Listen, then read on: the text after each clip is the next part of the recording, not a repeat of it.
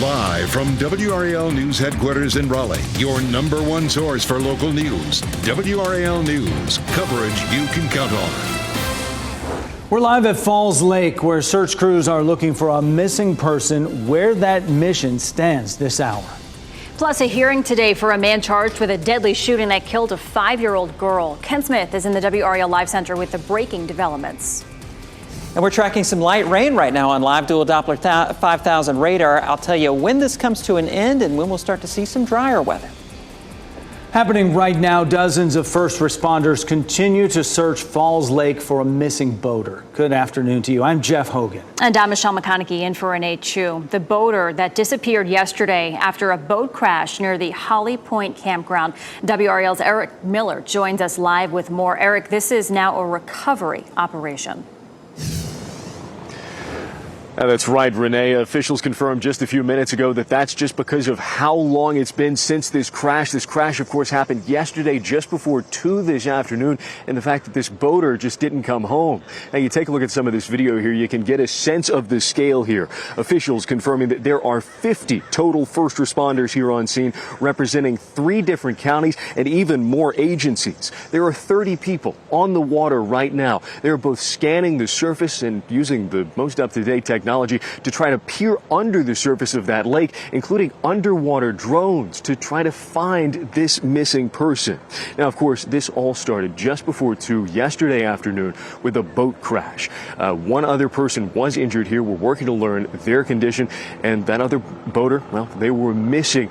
And if you think about that time yesterday, we had those severe storms blowing in. Rescuers did confirm that that is likely a factor. Take a listen right here.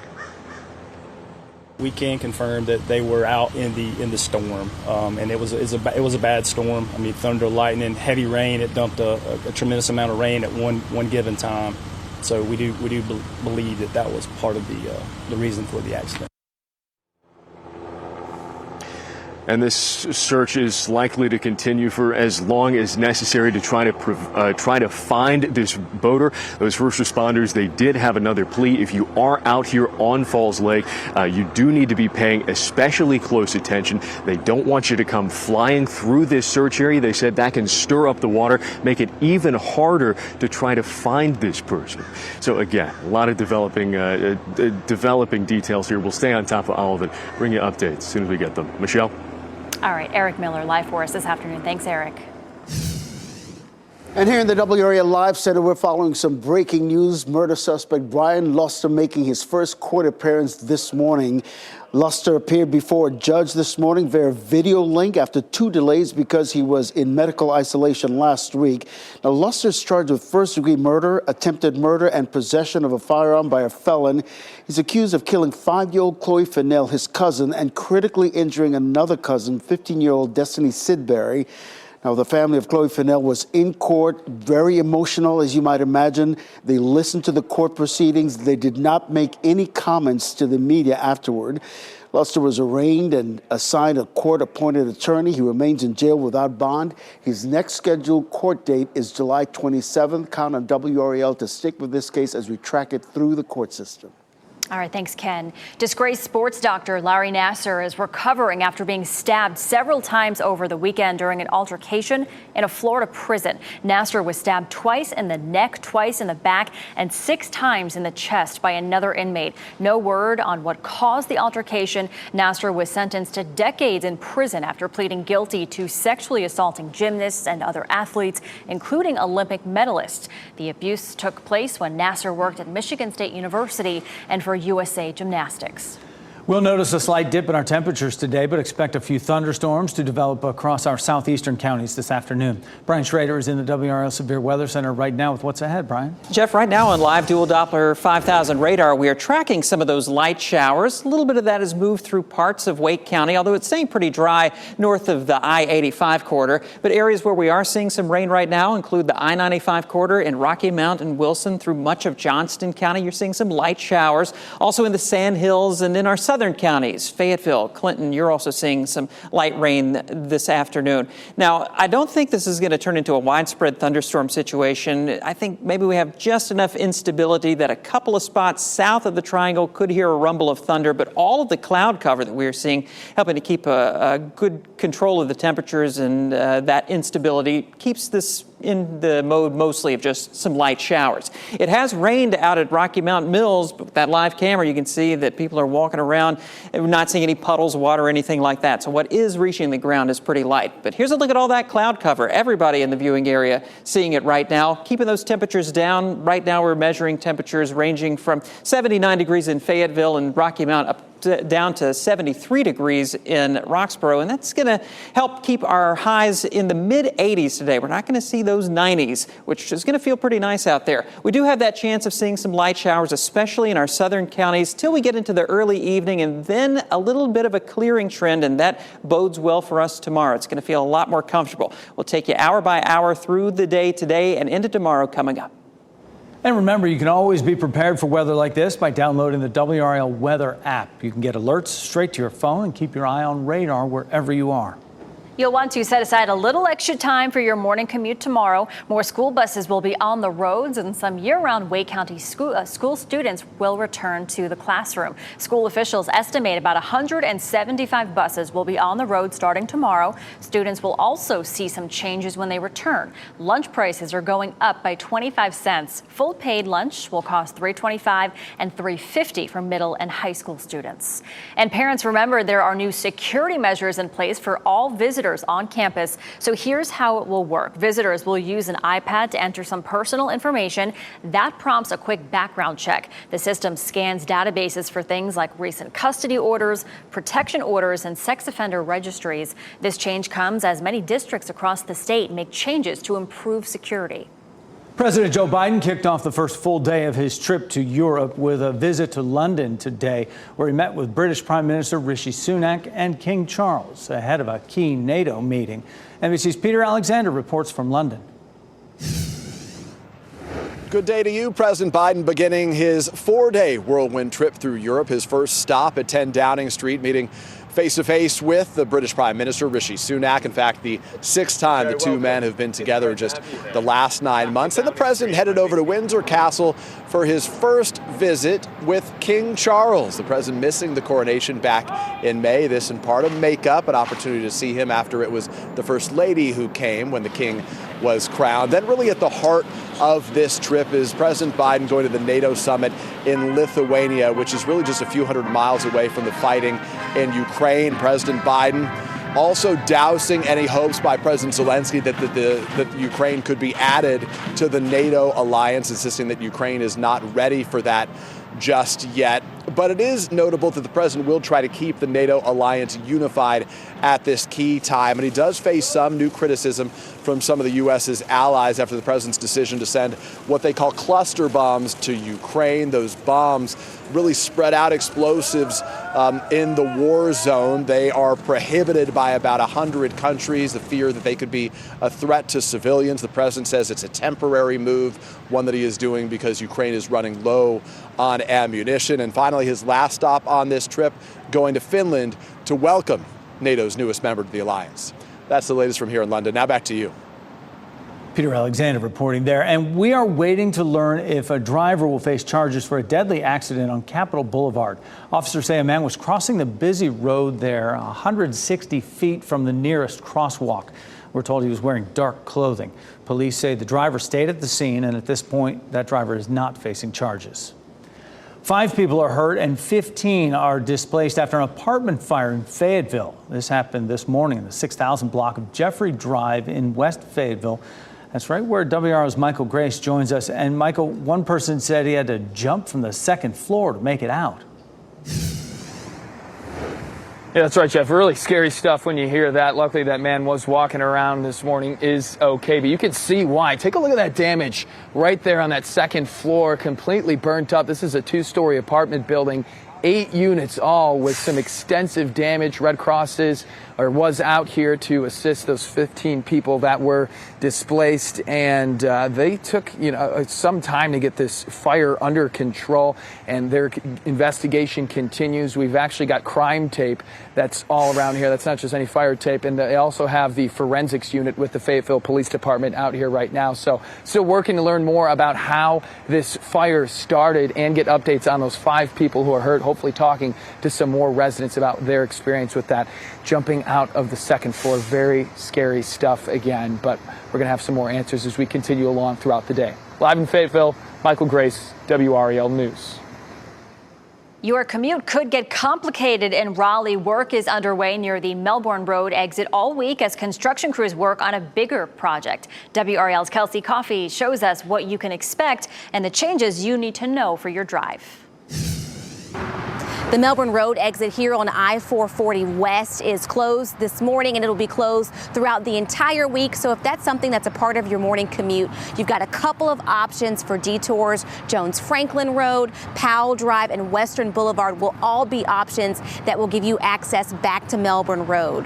This is all happening while crews are widening a new section of I-440 West between Western Boulevard and Melbourne Road. Aaron Moody with NCDOT says this part of the I-440 widening project is most needed. He's warning drivers to watch out for crews who are working this morning. Be wary of the fact that crews are going to be working close to the travel lanes in this area. Just be mindful of the fact that they're out there doing their work for their safety and for yours. The timeline for construction projects like this are never guaranteed because of weather conditions, but Moody says they're hoping to reopen the Melbourne Road exit by next Monday, July 17th. Kelsey Coffey, WRAL News in Raleigh. Next at noon, the Ukrainian counteroffensive continues against Russia while new information surfaces about a meeting between President Putin and the leader of last month's rebellion near the Kremlin. Also, a landslide in California. How many homes were damaged and what an expert is saying is the cause. Plus, a warning about the energy drink Prime. The questions about how it's being marketed and the dangers in its caffeine levels. Download the new WRAL streaming apps on Roku, Fire TV, Apple TV, and Android TV.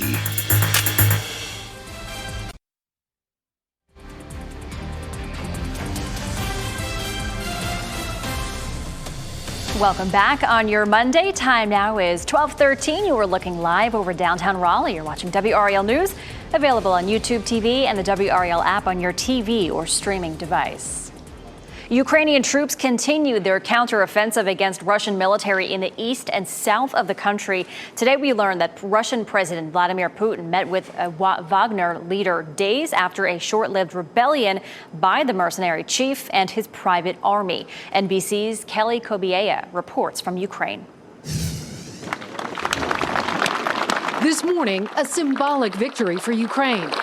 5 commanders who defended Mariupol to the end are now free and home. They were among the last holdouts in the Azovstal steel plant, surrendering to Russian soldiers in May of last year and months later handed over to Turkey in a prisoner swap with Russia. They were released after President Zelensky's meeting with Turkey's president, infuriating Russia. A Kremlin spokesperson said Russia was not consulted, accusing both Turkey and Ukraine of violating the terms of the deal, saying the 5 fighters were supposed to stay in Turkey until the end of the war, one already vowing to return to the front. Now, 500 days into the war, more than 9,000 civilians have been killed, 500 of them children, the UN says, and more than 6 million Ukrainians have become refugees from their country.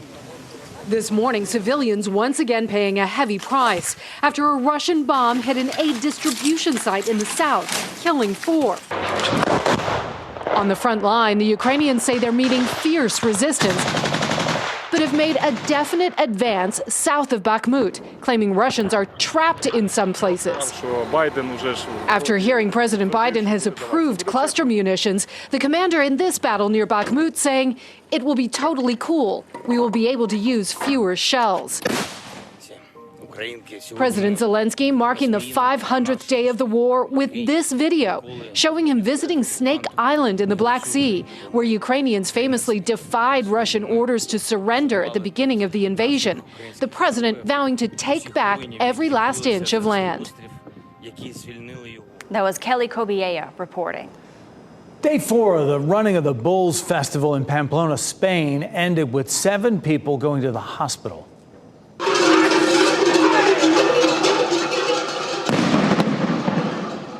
One thrill seeker tried to shoot a selfie in front of the bulls today, but was smashed by one of those animals. The man was able to jump to his feet and get away. Thousands of tourists come from all over the world every year for the week-long festival to watch runners take on that course, chased by the fighting bulls. The run usually takes 2 to 3 minutes to the bull ring where the run ends. More than a dozen people in California have been forced to leave their homes after a massive landslide. Officials say at least a dozen homes have been damaged so far. During the initial investigation, crews located cracks in several of the homes. One expert speculated the issue may have been caused by water evaporating in the ground. No one has been hurt. Happening now in the WRAL Live Center, major honors for 2 former Carolina Panthers stars. Well, this morning, the team announcing that it will induct wide receiver Muhsin Muhammad and defensive end Julius Peppers into the Panthers Hall of Honor. The recognition will happen at halftime during the team's game against the Houston Texans on October 29th at Bank of America Stadium. Muhammad played for the Panthers for 11 of his 14 seasons. Peppers played 8 seasons. Both returned to the Panthers to finish their careers, and they were always fan favorites. Thanks, Ken. Well, severe weather across the Northeast is impacting millions. Extreme flooding and heat are taking a toll from coast to coast, all of it leading to more travel delays after what was a hectic and busy week at the nation's airports and on the roads. NBC's Emily Ikeda reports on severe weather across the nation, including flooding and dangerous heat. Overnight, a string of dangerous thunderstorms slamming the Northeast, washing away cars and collapsing roads. That's insane. 27 million people now under flood alerts across the Northeast, from eastern New York to New Hampshire. A lot of traffic, a lot of water. Oh my gosh. Torrential downpours leaving drivers stranded, like this apocalyptic scene in Orange County, New York, which is now under a state of emergency. Be advised, Main Street and the traffic circle is completely underwater. I got a car going down the river. Rain totals there reaching nearly 8 inches, creating hazardous sinkholes in the road. As the sweeping storms turned catastrophic, officials say one woman was killed trying to evacuate her home. The National Weather Service in New York urging residents to avoid the roads, warning stay away or be swept away. Drivers dealing with swamped roads throughout the region. In Pennsylvania, nearly 10 inches of water left vehicles submerged. But I just watched my car just swim away. While parts of Connecticut were hammered by about 5 inches of rain in just over an hour. And it comes as Americans in the South and West are dealing with the extreme heat that's been baking the region. And Southwest temps are expected to stay between 105 to 120 degrees this week, including in some parts of California, where another disaster struck in Los Angeles County, a massive landslide causing evacuations of homes in Rolling Hills Estates. While back east, residents look for rescues as a deluge of devastating weather wreaks havoc on the region. That was NBC's Emily Ikeda reporting. A woman in Arizona is recovering after getting trapped in this 7-foot hole. The woman was walking to her mailbox when she fell right into that hole. It's unclear how the sinkhole was created. A crew did use a rope to pull her out. She was taken to the hospital, but her condition this afternoon is unknown. Hopefully she is doing okay. We've had topsy-turvy weather all around the country over this last week. Hopefully we're on the downside of it here. Brian Schrader's in the WRAL Severe Weather Center right now with a look. We still have some showers to our south. Yeah, we're still watching this on live dual Doppler 5000 radar. Everybody pretty much under clouds right now, and some of those clouds dropping some light showers, mostly along and south of the US 64 corridor. We're going to head out to the east here, take a look at Rocky Mountain, Wilson, where you're seeing some light rain right now, on down 95 into Johnston County, along Smithfield down toward Dunn and Benson. You're seeing some rain. Also in the Sand Hills this afternoon, Heading out of Southern Pines toward Rayford and into Fayetteville, seeing some light showers, and through much of Sampson County, you've seen some light rain. Taking a live look downtown in Fayetteville on Hay Street, there's the WRAL newsroom, and you can see that even though we are seeing those returns on the radar indicating some showers, it's not that wet out there. So where it is raining, it's very light rain, maybe just leaving the ground a little damp. Let's take a look at Futurecast, take you hour by hour through the rest of the day and into tomorrow morning to see what we're expecting. And it looks like the best chance of these light showers is going to remain south and east of the triangle. 2:45 this afternoon, pretty good chance of seeing some light rain in our southern counties. And then as we head into the late afternoon and early evening, around the time of the evening commute and dinner time, we start to see some clearing. There's a boundary that's draped over the state. To the east of that boundary, we're seeing very humid conditions. To the west of it, a little bit drier air, fewer clouds, and that's pushing from west to east. And as we head into the evening hours, we'll see that clearing trend, and behind it, we will see some drier air as we head into tomorrow. You see overnight, nice and clear, temperatures are going to drop down into the upper 60s for tomorrow morning. Here's a look at that big picture, and where you see the green, the darker green, that's where we're seeing the most moisture in the air. And putting this into motion, that really humid air pushes off to our east as we head overnight. And for tomorrow, we set up with a little less humidity. You're going to notice that. This afternoon, you will not notice it. It is sticky out there. Right now, the dew point, which is a measure of moisture in the air, is up at 68 degrees, and that's pretty steamy. But with that drier air tomorrow, we think we're going to top out in the low 60s, which is in the tolerable category. It's going to be hot tomorrow, but it's not going to feel that bad. Going to feel nice for this time of year. However, as we head toward the rest of the week, we're going to start to see the heat and humidity returning. And as we head into Friday with that heat index above 105, maybe up to 107 degrees, we could be in heat advisory territory there. We'll have to wait and see. Also later in the week with that heat and humidity, our chance of afternoon and evening showers begins to increase. Looks like a hot weekend. All right, thanks, Brian. Coming up today on WRAL, UNC Chapel Hill leads an expedition to uncover ancient artifacts. They found these mosaics buried in Galilee. We hear from professors and students that found them. That's tonight at 5:30. And then tonight at 6, 5 on Your Side investigates local governments sidestepping responsibility in car crashes, the loophole that can get them off the hook, and how often they use it. Plus, still ahead this noon, bargain hunters beware. We'll tell you how to avoid Amazon Prime Day scams. Plus, I believe that humanoid robots have the potential to lead with a greater level of efficiency and effectiveness than human leaders. Wow, the future. It's now. We'll take you to the first AI-powered news conference where the droids say humans and robots can work together.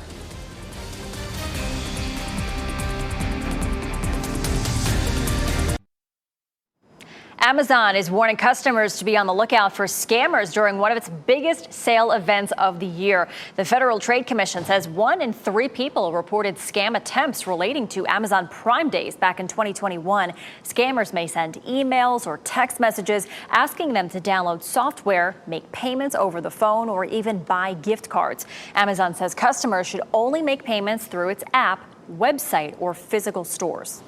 users may be spending less time on ChatGPT. Traffic for OpenAI's public version of the chatbot dropped by more than 9% in June. It's believed to be the first time ChatGPT saw a decline in its user base. The data also found other chatbots like Google Bard and Microsoft Bing also experienced a decrease in recent months. Apple is experimenting with large iMacs, including a 32-inch version. However, development is in the early stages, so it's unlikely that we will see a larger version before the end of next year. It makes sense for Apple to work on a bigger iMac. Experts say they're better for creative types, allowing them to see tiny details in their work. You're looking at a live picture from the Deep app right now. Rain is possible tonight across parts of the Triangle. Meteorologist Brian Schrader returns in 15 minutes with a look at your forecast. And before we head to break, here are your winning lottery numbers. Good luck.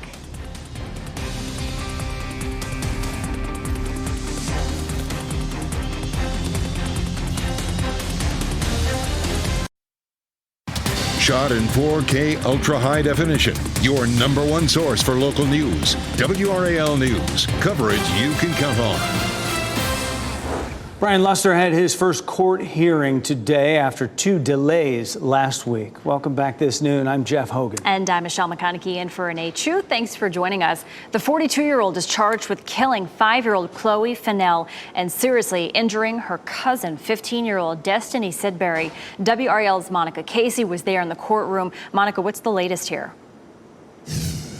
Well, Luster has been assigned a court-appointed attorney, and he has no bond. He was not here in the courtroom in person today. He appeared via video link from the jail. The family of Chloe Fennell was here in court. It was an emotional scene with Chloe's mother, Brittany, at one point asking about the man who, quote, killed my baby. She and other family members declined to go on camera outside the courtroom here today. You can see in this video they left for a meeting with Durham District Attorney Satana DeBerry. They hosted a balloon release last Friday outside the home where Chloe was killed. Her cousin Destiny is stable and is now recovering. Luster's next court appearance will be later this month. Michelle? All right, Monica Casey live in Durham. Thanks, Monica. And happening now in the WRAL Live Center, we want to give you this live look at President Biden having just arrived in Lithuania for the NATO summit. You see him greeting well-wishers there at the airport.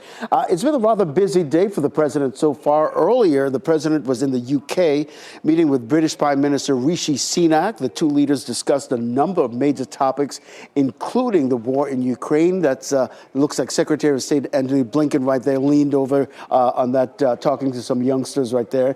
The president also met with King Charles at Windsor Castle, where he was received in an elaborate ceremony. Now, this NATO summit in Lithuania begins tomorrow. Here again, the war in Ukraine will be a major topic of discussion among NATO leaders. Now, the president will wrap up this international trip in Finland, NATO's newest member nation. Thanks, Ken. Police are looking for the person accused of shooting a man in southeast Raleigh. That shooting happened just before 10 last night on Ashburn Court near Rush Street and Garner Road. Police say the man who was shot was taken to Wake Med and is expected to survive. There's no word on what led up to that shooting. Raleigh police are also working to make an arrest after a shooting near the Walmart on Newbern Avenue. The shooting happened around 9:30 last night. Police say the man who was shot was taken to Wake Med as well and also is expected to survive. Tens of thousands of people in Wake County will get access to better health care through Medicaid expansion. Today, the county is taking steps to help make that happen. County leaders say they need to hire more than 70 new people to work in the Human Services Department. Those new positions will be able to get eligible people signed up for Medicaid as quickly as possible. The county anticipates it'll need to process about 50,000 new Medicaid applications. The bottom line is that access to health care is critical. We know it has a ton of benefits. It realizes savings in other areas. It allows healthcare providers to make ends meet. It creates a healthier workforce and even saves lives in the long run. But it does mean that we've got to prepare for the additional influx in folks. Today, the County Board of Commissioners will discuss how to begin filling these positions. The cost will be about $5.3 million. More than $3 million will be paid for or reimbursed by the state. Today, we'll get our first look at the plan to reshape voting and election laws across the country. House Republicans are expected to share a proposal designed to improve security that includes post-election audits and checks on your eligibility to vote. It would also loosen reporting requirements on the finances of political parties and nonprofits who support candidates. Democrats, meanwhile, are expected to unveil a competing bill in the coming weeks that sets federal voting standards and restores protections under the Voting Rights Act. Our county-by-county coverage takes us to Wilson, Halifax, Durham, Orange, Person, and Alamance counties. In Wilson County, we have a road closure to tell you about. DOT crews will close a stretch of US 301 near Kenley tomorrow morning. The highway will be closed in both directions near Aycock Crossing Road. They're upgrading the drainage pipe that goes under the highway. The work is expected to be done by July 25th, and detours will be posted. If you drive through that area, the detour will make your commute just a little bit longer. And the Halifax County school system is looking to hire more teachers and bus drivers. The school system is hosting a job fair until 1 p.m. In addition to teachers and bus drivers, officials will also be looking to hire custodians, nutrition workers, and more. The job fair is happening at the school system's main offices on US 301 in Halifax. And the first of 3 information sessions is happening today for local artists interested in applying for grants. This is for those of you living in Durham, Orange, Person, or Alamance counties. It's for the Artist Support Grant. It provides direct support to individual artists that were impacted by the COVID pandemic. The grant was created by the North Carolina Arts Council. The virtual information session is set for 6 p.m. You do need to register. You can visit durhamarts.org for more information. Move over Elon Musk and Jeff Bezos. There are 2 huge lottery jackpots up for grabs in the next couple of days. If you could somehow snag both, you'd have more than $1 billion. NBC's Jesse Kirsch is crunching the numbers from Chicago.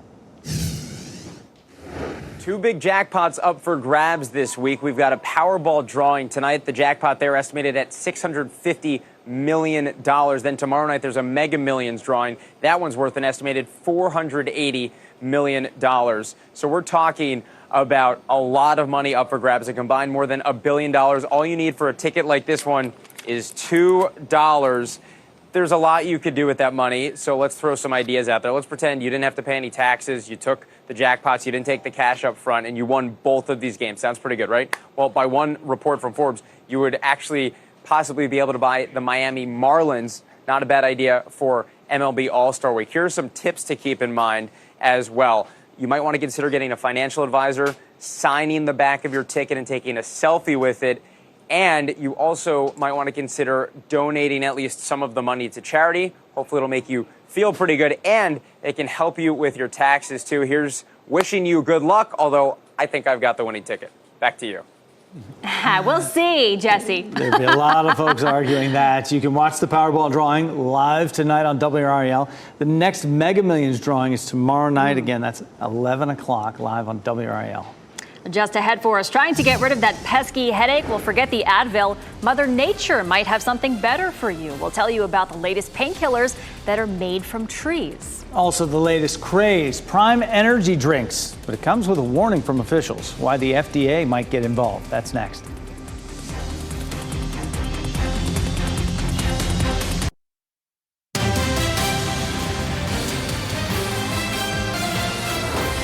Many people think that a breast health specialist only treats cancer, but the truth is that these doctors handle a wide range of breast-related conditions. Sonia Goins introduces us to a specialist who explains the numerous benefits of seeing a breast medicine expert. We might see someone with a breast infection. Dr. Lauren Cornell is a breast medicine specialist who diagnoses and treats various breast conditions. We might see someone, even men, with benign breast tissue growth, which we call gynecomastia. We might see someone with fibrocystic changes of the breast, which impact their quality of life, but don't increase cancer risk. She talks with patients about screenings and checks for any potential cancer concerns. Dr. Cornell says many factors, including family history, contribute to a person's risk of developing breast cancer. It can also include their mammographic breast density, their reproductive history, hormone exposures over the course of their lifetime. The list goes on and on. A breast specialist can also provide patients with an individualized cancer risk assessment and then use the information to develop a prevention plan. It's important to discuss lifestyle factors to lower their breast cancer risk, which would include regular cardiovascular exercise, maintaining a healthy body weight, limiting alcohol, and focusing on a whole food plant-based diet. That was Sonia Goins. Higher levels of alcohol consumption appear to increase an individual's risk of early onset colorectal cancer. Researchers in Korea found that when compared with light drinking, moderate and heavy drinking were associated with a significantly elevated risk of early onset CRC. Among men, heavy drinking versus light drinking was associated with a 26% increased risk of colon cancer. And among women, moderate drinking was associated with a 47% increased risk of colon cancer. Nature may have a new source for providing painkillers, and they could be in your backyard or nearby park. Ibuprofen and acetaminophen are usually made from crude oil, but researchers say that process is unsustainable due to expense, political instability, and rising CO2 emissions. Biorefinery processes using turpentine components from pine trees could make that pain medicine. Those ingredients are sustainable, plant-based, and help reduce greenhouse gas emissions. We should be cautious, but also excited for the potential of these technologies to improve our lives in many ways. Call it the rise of the robots. These androids say they want to work with humans. We'll take you to their historic news conference. And a wildly popular drink among kids and teens is being labeled a serious health concern by one lawmaker. The push for more regulation after the break.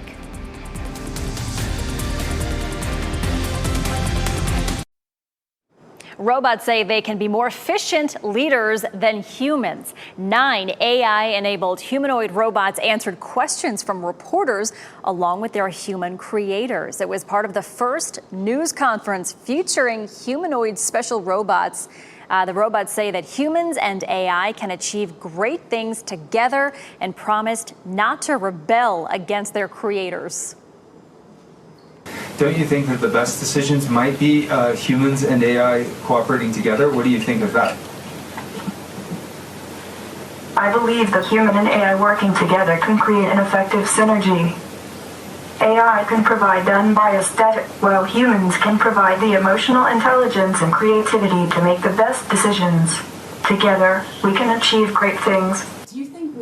Wow, the robotic press conference was part of the AI for Good Global Summit.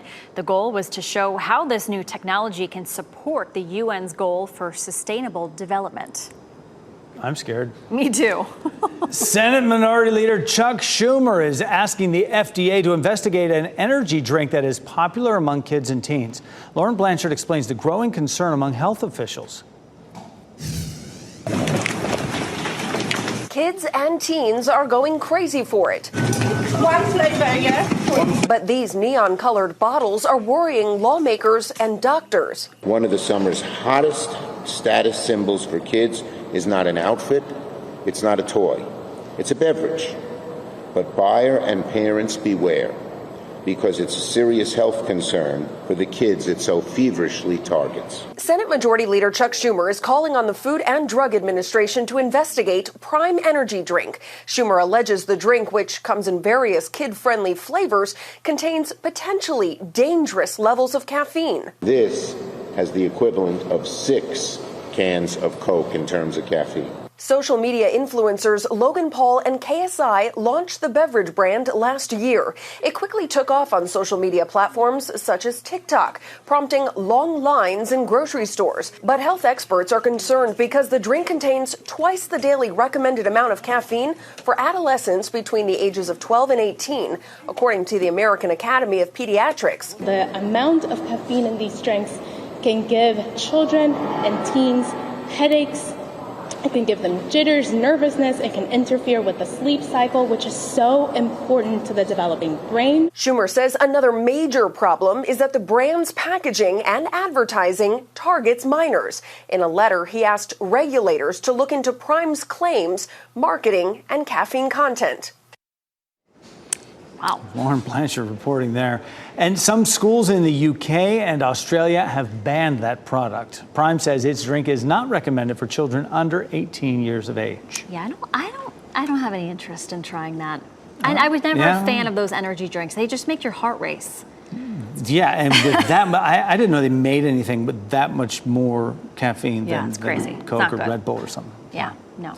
All right, let's go over to meteorologist Brian Schrader. He's showing us where we're actually seeing a little bit of rain right now, Brian. Yeah, everybody under the clouds right now, and in some of those areas we're seeing some light rain to go along with that. Not so much in the triangle, maybe a little bit of drizzle out there in some spots, especially on the southern side of Wake County, but the more significant rain is just to our south and east along the I-95 corridor. Looks like Rocky Mountain Wilson, you've got a little bit of a break now after seeing some light showers earlier. In the Sand Hills, you're seeing some rain. Looks like a little band of light showers now moving through Fayetteville as well. I want to take you live to the Longleaf Golf and Family Club there in Southern Pines. And you can, it might be tough for you to see at home on your screen, but there are little drops here and there indicating some of that very light rain. 76 degrees right now with that dew point at 70 degrees. That is very muggy. It is sticky out there today. I want to take a look at Futurecast, and one of the ways that we kind of judge how these models are doing is looking at how is it capturing the current moment. And this is doing a pretty good job showing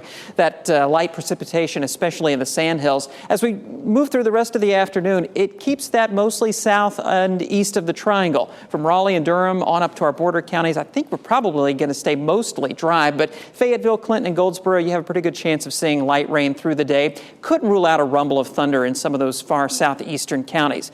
But then as we head into the evening hours, we start to see some drier air pushing in from the west. I think that some of us before sunset will see some clearing, especially in our western counties.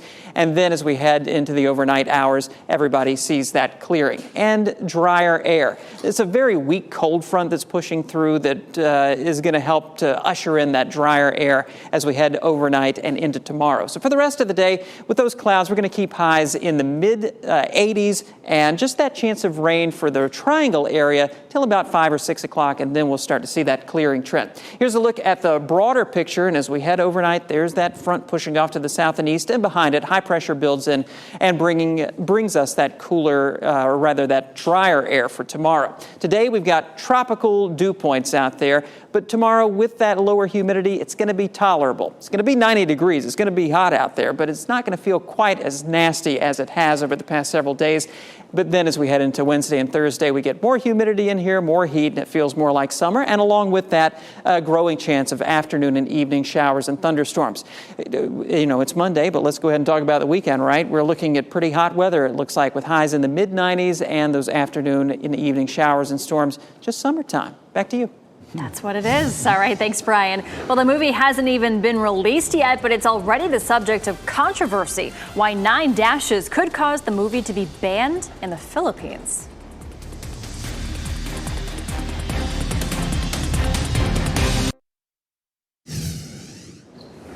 We wrap things up with a look at a few of the headlines we're following for you today. The search for a missing person at Falls Lake has been declared a recovery mission now. That's because it's been nearly 24 hours since 2 boats crashed. Dozens of first responders representing 3 counties resumed that search this morning. Officials believe the storms that moved through were part of the reason for the crash. Disgraced sports doctor Larry Nassar is recovering after being stabbed several times over the weekend during an altercation in a Florida prison. Nassar was stabbed twice in the neck, twice in the back, and 6 times in the chest by another inmate. No word on what caused the altercation. Nassar was sentenced to decades in prison after pleading guilty to sexually assaulting athletes. President Joe Biden kicked off the first full day of his trip to Europe with a visit to London today. After a meeting with British Prime Minister Rishi Sunak, he met with King Charles, their first in-person meeting since the coronation in May. The First Lady represented the couple at that event. The president is now in Lithuania for the NATO summit. First Vietnam, now the Philippines may ban the anticipated Barbie movie, and here's why. A background map in the shot shown in the trailer shows a 9-dash dotted line going out of Asia's eastern coast. Philippine officials say it's similar to a dotted China map of its territorial claims in the South China Sea. Warner Brothers called it a whimsical, childlike crayon drawing. A high school baseball star from North Carolina is now a top 5 pick in the Major League Baseball draft. The Minnesota Twins picked Walker Jenkins from South Brunswick High School with the 5th pick last night. Jenkins is expected to head to UNC and play this fall. And a Wake Forest pitcher was also in the top 10. The Cincinnati Reds picked Rhett Lauder with the 7th pick. The 21-year-old is a 2-time ACC Pitcher of the Year. Quick reminder, you can catch the Major League Baseball All-Star Game tomorrow night, the Midsummer Classic. The players hit the diamond in Seattle this year. All the action gets underway on Fox 50 at 8 p.m. Our pet of the day comes to us from Love Mutt's Rescue. Baby is 8 years old. She's a Jack Russell Terrier mix. A fenced-in yard is a plus, but not a requirement. Baby likes to explore her yard to make sure everything is in order, and she loves to go for car rides. She is house and crate trained, but does not need a crate unless children or a stranger comes in the home. Baby should be your only pet. She will be a great companion to one person or an older couple. No small children. You can apply to foster or to adopt on lovemuttsrescue.org. White House recently hosted a screening of the movie Flamin' Hot, which tells the story of an immigrant son becoming an executive at the Frito-Lay snack company. But Joe Biden's speech about education in America caught the attention of Republican critics. Today on our News at 4, Paul Spade checks that claim for PolitiFact. NBC News Daily is next on WRAL. Your next local news update is in 30 minutes. You can get breaking news updates anytime with our WRAL News app. Have a great day. WRAL News over the air Channel 34 and Spectrum Channel 1257.